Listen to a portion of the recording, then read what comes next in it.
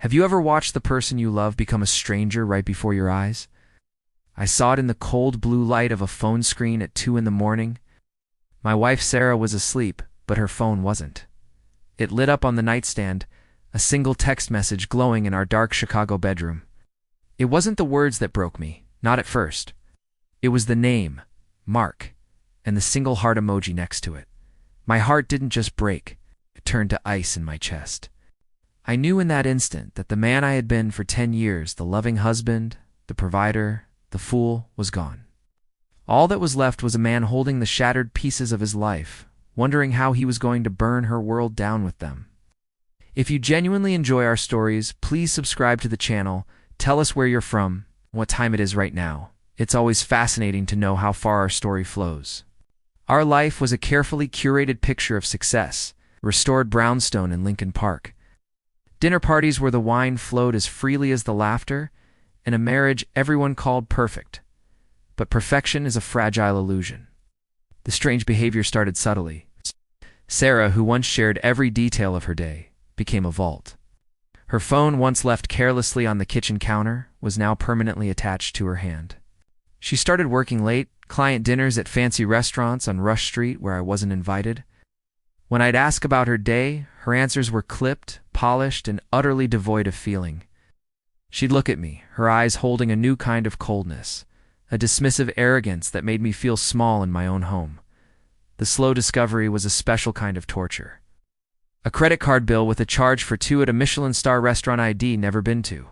A receipt from the bar at the Drake Hotel, time-stamped on a night she was supposedly at a yoga retreat. Each piece of evidence was a small cut, bleeding me out slowly. The real confirmation came from a phone call I overheard. She was in the garden, thinking I was on a work call.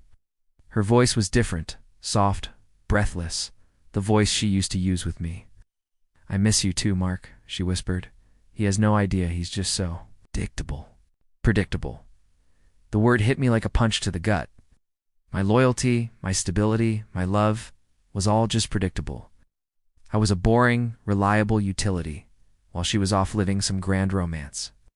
When I tried to confront her, the manipulation was masterful. She twisted my words, accused me of being insecure and controlling. "You're imagining things," she'd say, her eyes wide with feigned innocence. "My God, can't I have friends? You're suffocating me."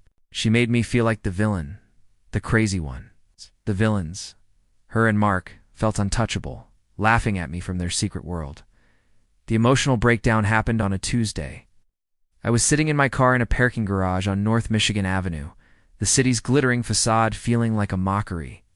The weight of her betrayal, the humiliation, the gaslighting, it all came crashing down.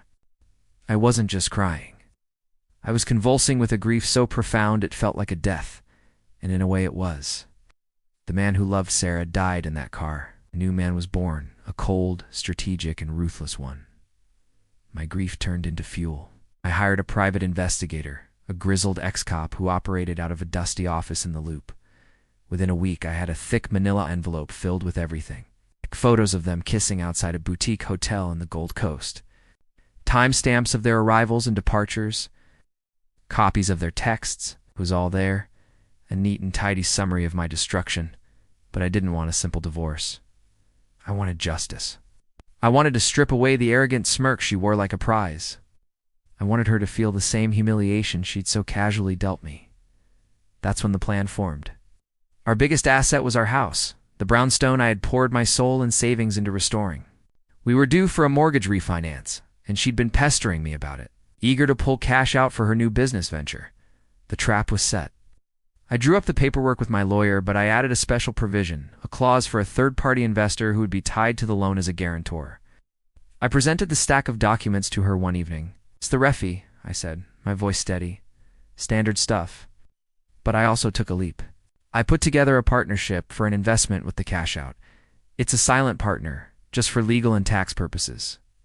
We just need his signature on this section. She barely glanced at it, too excited by the prospect of more money to spend. "Great, honey. Whatever you think is best," she said, scribbling her signature across the pages. The public exposure happened at our annual anniversary party. The house was filled with our friends, family, the very people who had admired our perfect marriage. Sarah was glowing, playing the gracious host. I waited until everyone was gathered for a toast. I raised my glass. To Sarah, I began, my voice ringing through the sudden silence. To my wife, who has taught me so much about love, and even more about deception. A nervous laugh rippled through the crowd. Sarah's smile faltered. I continued, my eyes locked on hers. She's been working so hard on a new business venture. With her partner, Mark, I saw the color drain from her face. I tossed the manila envelope onto the coffee table. Feel free to take a look, I said to our guests, but I saved the best for last. I held up a single document. You see, we just refinanced this beautiful home.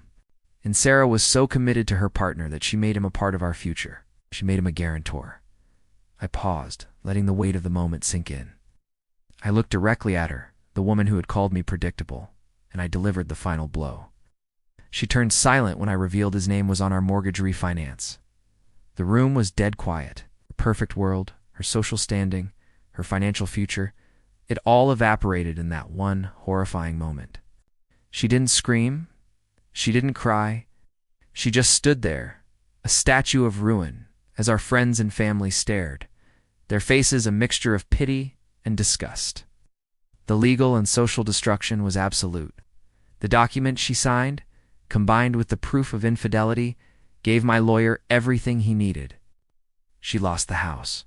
She lost any claim to my assets. Her friends vanished overnight. The smug affair partner was a coward. Faced with financial liability and public shame, he disappeared, leaving her with nothing but the mess she had made. I still live in the brownstone. It's quieter now. Sometimes late at night, I'll stand in the dark bedroom and look at the spot where her phone used to light up with secrets. The house is clean, the ghosts are gone, but the victory feels cold. I didn't get my old life back. I just got revenge.